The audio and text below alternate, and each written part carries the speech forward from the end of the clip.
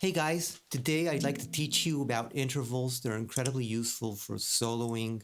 I really look at the fretboard through intervals, and it's going to help you do stuff that sounds kind of like this.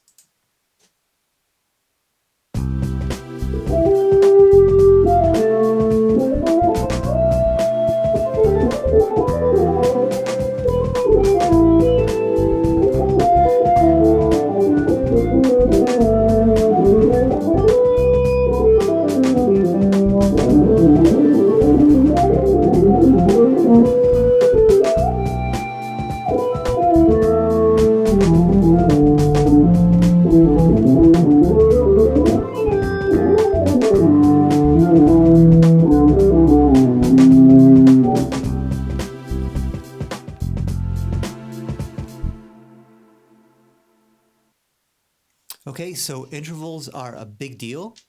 They're really, you can't play anything without having an interval.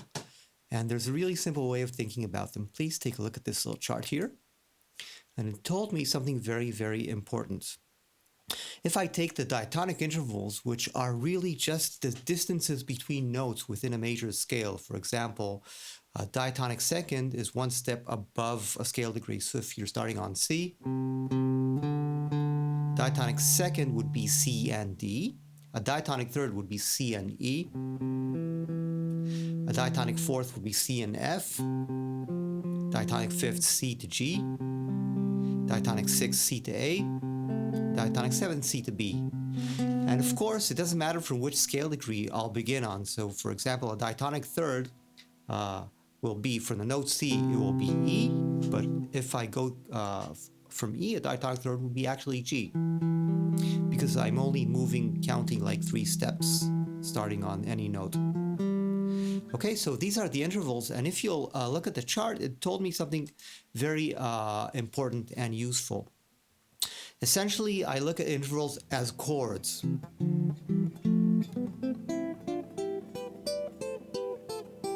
And the way I do it is by harmonic analysis, which I explained a few times on my channel on how to do harmonic analysis, or you can watch my video how to think simply about chords. The idea is that once I have an interval, I don't assume that the root is the lowest note, and I just see what's easier. So if I have C and D, the result is that it's certainly the root would be D, and it would have the 7, which is C. Okay, C and E is simply 1 and 3, a chord in root position. C and F is 1 and 5, and the F is the tonic. C and G is 1 and 5, and the C is the tonic. C and A is 1 and 3 again, and A is the tonic, and C and B is 1 and 7. Now let me tell you what's so cool about knowing that. The reason is that it becomes very visually easy to play intervals. Imagine I'm trying to play, for example, seconds on 2 strings, strings 5 and 4, like this.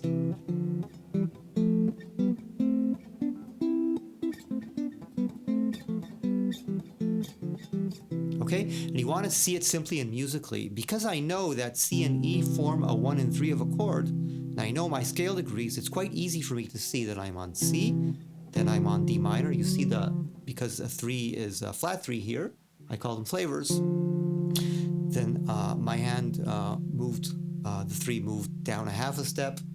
And then I have a major, a minor, a minor, a major, a major, a minor, a minor, and a major. And it's very easy to see because they're chords. So essentially, if you know the numbers, in this case 3, and the flavors, for example, 1-3 comes in the 1-3 or the 1 flat 3 flavor, it's simply a matter of just playing the scale. And this is true if I would be in any scale. If you tell me, oh God, I have to do this in A flat, for example, I would still have no problems because I know that C is the 1 of the chord and E flat is the 3 of the chord, and I know that I'm on the 3rd degree in A flat. So I really view intervals as simply chords that are incomplete, that I have either 1-3 or 1-5 or 1-7. And of course the 3 comes in 3 or flat 3 as a flavor, 5 comes in 5 or flat 5 as a flavor, and 7 comes as major 7 and 7 as flavors. And then I just play scale degrees. Okay, and now let me tell you how to actually practice this. Here's what I would do exactly. Let's begin on seconds. So I simply place my hand on my first second on the top two strings. It's a very dissonant interval, but it's beautiful. Right, it sounds softer once I complete the chord. So I put a second here, and I know that seconds, their identity is really, it's just 1 and 7 inversion. So in the key of C, if I'm playing some kind of 1/7 chord, I'm on F major 7. See, it's very visual. I know that there's this layer like a 7. So what I'll do is I'm starting on F major 7, I'll tell you the chords. F major 7, then G7, A minor 7, B half diminished, C major 7, D minor 7, E minor 7, and I simply play it down, and my point of view is harmonic. And of course this is easy to do in any scale because I'm really only looking at the top string which has the tonic. So I repeat this for all string sets. Okay, and then I do the same for thirds, fourths, fifths, sixths, sevens. Okay, small remark is I like to do the larger intervals, 6s and 7s, with a string skip. It's helpful. And the other interesting thing to do is to learn to do it in position like this.